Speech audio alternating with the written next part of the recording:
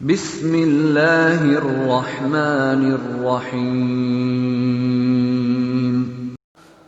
बच्चों, आज हम लोग क्लास 6 यानी कि वस्तानिया दोयम का साइंस पढ़ेंगे और इसमें जो है आप बखूबी जान रहे हैं अलादत करने के मुख्तलिफ तरीके के बारे में आप बखूबी जान चुके हैं, पढ़ चुके हैं और आप जानते हैं कि कैसे कैसे किसी भी ग़ज़ा को अलग करते हैं दौनी करके, उसके बाद चुन के, छान के, ठीक है, ये उसके बाद आप ओसाई करके, ये सारी चीज़ों को हमने पिछले क्लास में, पिछले वीडियो में बताया गया है और बता चुके हैं, आप उसको देख सकते हैं। बच्चों, आज हम देखेंगे कि कैसे बालू से नमक को अलग करना, यानी कि कैसे हम बालू को अलग करेंगे नमक से और पौधों से दवाओं को अलग करना, यानी जो पौधों में जो दवा होते हैं उससे हम लोग कैसे अलग कर सकते हैं। तो देखिए, यहाँ अलग अलग तरीका है, कुछ नमूने हैं, कुछ एग्जाम्पल है, कुछ मिसालें हम आपके सामने देने की कोशिश कर रहे हैं कि देखिए, आप समझिए कि बालू और नमक।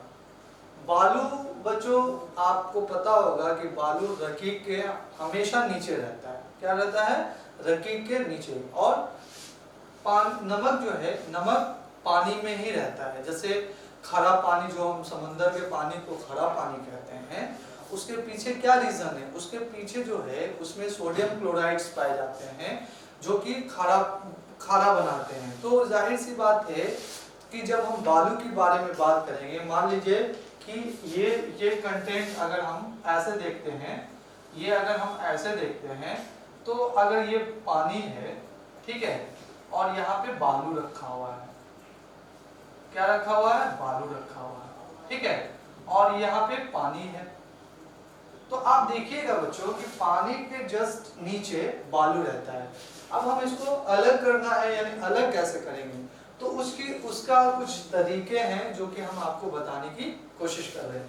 पहले समझिए कि जो बालू होते हैं और जो नमक होते हैं उनका अपना अलग अलग अक़साम है, यानी कि डिसॉल्विंग कैपेसिटी यानी घुलनशील कैपेसिटी जो होते हैं, तहलील और गैर तहलील शुदा मद्दा जो होते हैं, यानी कि जो घुलनशील जो पदार्थ होते हैं, यानी कि जो तहलील पदार्थ होते हैं, तो जाहिर सी बात है कि वो घुलने वाले होंगे। और गैर तहलील वाले, यानी कि गैर तहलील शुदा जो मद्दा है, यानी कि जो कंपोनेंट्स है, यानी जो ज़रात है, वो नहीं घुलेंगे।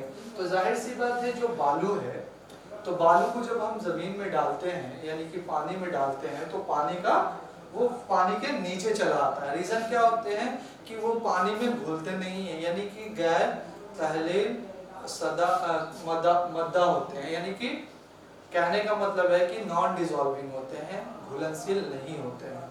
लेकिन नमक को अगर हम देखेंगे तो ये पानी में आसानी से क्या होते हैं? घुल जाते हैं। तो ये क्या होते हैं? तहलील शुदा मद्दा होते हैं। तो देखिए, इसको हम कैसे अलग करेंगे? तो देखिए, इसको अलग करने का कुछ तरीका होता है। वो तरीका ये है कि जब हम पानी को और बालू को अलग करेंगे, तो उसके लिए क्या करेंगे कि यहाँ पे कुछ चीज, जैसे यहाँ पे कुछ चीज जो है, यहाँ पे हम आपको समझा रहे हैं कि मान लेते हैं कि एक ये नॉब बना हुआ है और इस नॉब में कुछ ऐसे कुछ चीजें दी गई है। क्या दी गई है? चीजें दी गई है और हमको यहाँ पे छानने वाली कुछ चीज बनाई गई है, ठीक है। तो अब हम क्या करेंगे कि जब हम इसके अंदर जब हम डालेंगे, तो जाहिर सी बात है कि ये जो छानने वाली जो छलनी है, उसमें क्या है कि बालू रह जाएगा और नमक के साथ पानी नीचे की तरफ चली आएगी। नमक के साथ पानी नीचे की तरफ चले जाएंगे और यहाँ पे जो चीज है, यानी ये जो चीज है, बालू को क्या करेंगे हम लोग? बालू को, यानी कि ये जो बालू है इसके अंदर ही रह जाएगा। लेकिन बहुत सारे बालू जो है बच्चों पानी के साथ भी आएंगे, है ना। तो अब करना क्या है कि हमको नमक को अलग करना है। तो अब हम क्या करेंगे कि इस पानी को हीट करेंगे। क्या करेंगे? इसको बाहर निकालेंगे। बाहर निकालने के बाद इसको गर्म करेंगे। क्या करेंगे? गर्म करेंगे। तो जब गर्म करेंगे तो जाहिर सी बात है कि पानी के साथ जो उसका जो वेपर होगा, यानी जो भाप होगा, वो ऊपर की तरफ जाएगा। जिसके वजह से हम क्या कर सकते हैं, पानी को हम लोग अलग कर सकते हैं, किसके साथ, भाप से। ठीक है, अब क्या है बच्चों कि इस तरह से करने के मतलब ये हो गया कि पानी को हम लोग भाप से अलग कर, मतलब पानी को हम लोग अलग कर रहे हैं, किसको अलग कर रहे हैं, नमक से अलग कर रहे हैं और बालू को अलग कर रहे हैं।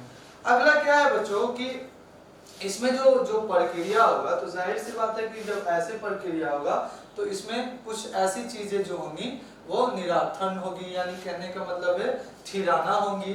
ठिराना का मतलब ये होगा कि जैसे हम बालू और पानी को एक साथ डालते हैं तो आप देखिएगा कि बालू नीचे की तरह और पानी ऊपर की तरह, और जब हम उसको अलग करने की कोशिश करेंगे तो उसको हम ठिराना कहते हैं।